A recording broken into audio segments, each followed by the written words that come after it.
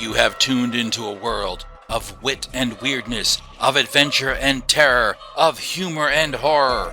Channel AB3 is on the air.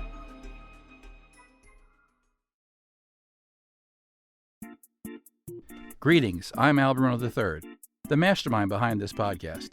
I'd like to share that in addition to crafting bizarre and whimsical tales, I'm also involved in the world of real estate. Whether you're in the market to sell your home, find a new one, or explore real estate investment opportunities, don't hesitate to get in touch with me at albertbruno3@kw.com. And now, without further ado, let's dive into today's episode. A Touch of Red. Written by Bruno III. Read by Auravoice. My husband and I couldn't leave the city. We weren't allowed. We both tested positive for the red virus. That gave us 2 years to live, 3 tops. In other countries, the infected were being executed, killed in the streets. Here in enlightened America, things were different. The president insisted on treating the infected humanely. Humane or not, only citizens with a clean bill of health got to go to the safe zones in the Midwest. The rest of us were forced to stay in the cities on the coast, observed by scientists in hazmat suits and protected by soldiers that wouldn't look us in the eye. When I think of what the disease will do to me, how it will transform me into something not quite human or alive anymore, I start to lose hope. I've seen the videos of what the press has dubbed ghoul things. I've seen what they do. A few weeks ago, the government relocated all of us to a series of high-rise tenements on the east side. They said that they would be able to defend us more easily this way. The apartments here are larger and nicer than anything we could have afforded in our old life, so I tried to make the best of it. My husband, Brian, however, insisted that we were only there so that when the time came, they could liquidate us more easily. He blames me for this. He thinks that I brought the disease home because I worked in a hospital, but I was in the billing office. He was just as likely to be the one that touched an unseen speck of dried blood somewhere. Somehow. I liked to think that he still loved me, but he stopped saying it. And he won't touch me. Not even in passing. We didn't sleep together. I stayed in one luxurious bedroom and he stayed in another. Not that anyone around here ever really slept that much. All of us, the scientists, the soldiers, the infected, stole catnaps whenever we could in the mornings and afternoons. There was no rest at night. The night belonged to the monsters. They knew right where to find us. Something about the infection calls to them.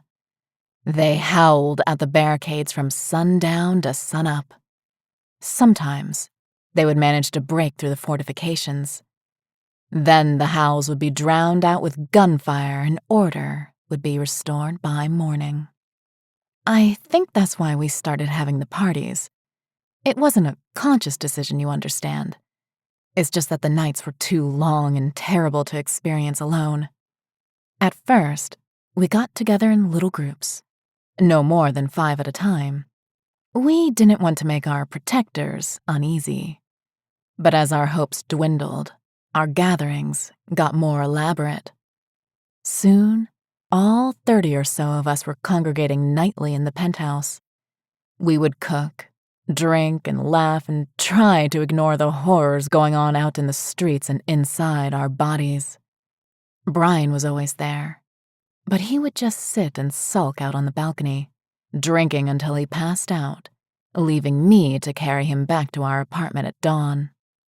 One nice thing about our keepers, they were pretty damn generous with the booze and food. I guess it was better to have us fat and happy than terrified and ready to riot. Tonight's gathering was going along nicely.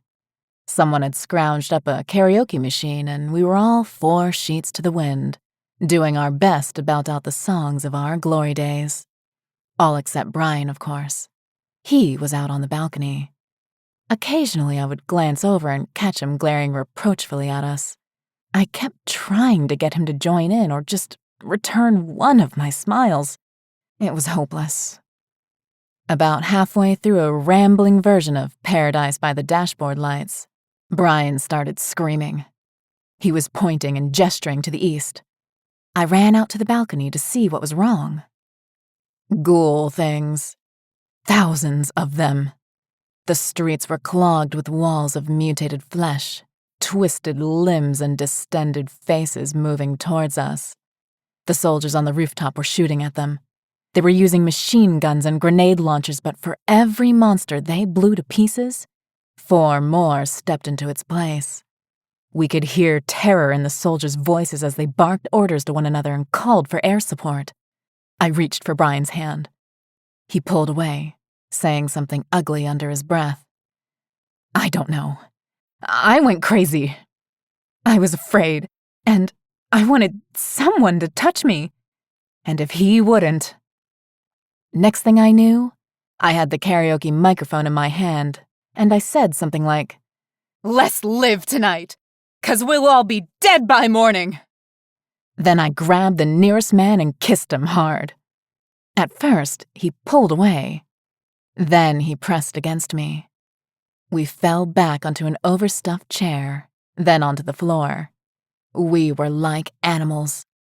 It was like a floodgate had opened. We were joined by another couple, then another. It was surreal. It was an orgy. We were all trying to shut out the world, and for a while, it did.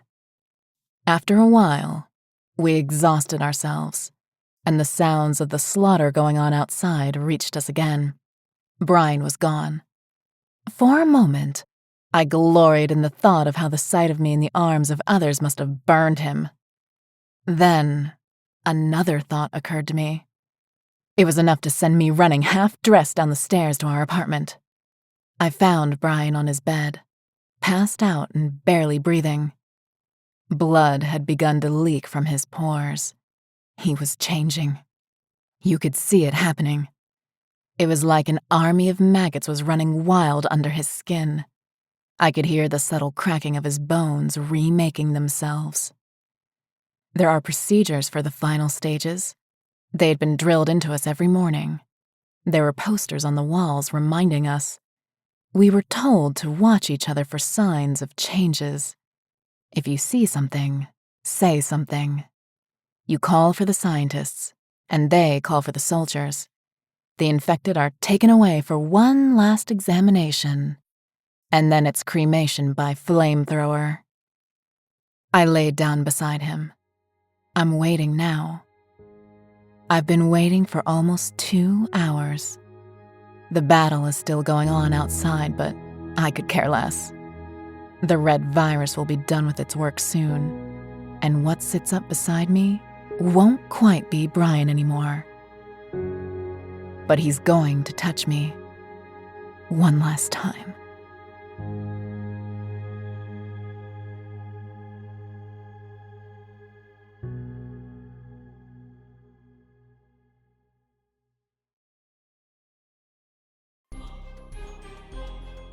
A Touch of Red was written by Bruno III. It was produced and read by Auravoice. Our unpaid scientific advisor is Adam J Thaxton. The Channel AB3 theme was written and performed by Rachel F. Williams. The Channel AB3 logo was designed by Antonio G. If you're enjoying the show, please consider following the link in the show notes and becoming a one-time donor or recurring subscriber. Your support really helps. And speaking of things that really help, please consider leaving us a review wherever you can. Reviews really help people find the show. This podcast is distributed and licensed under a Creative Commons, non-attribution, share-alike 4.0 international license.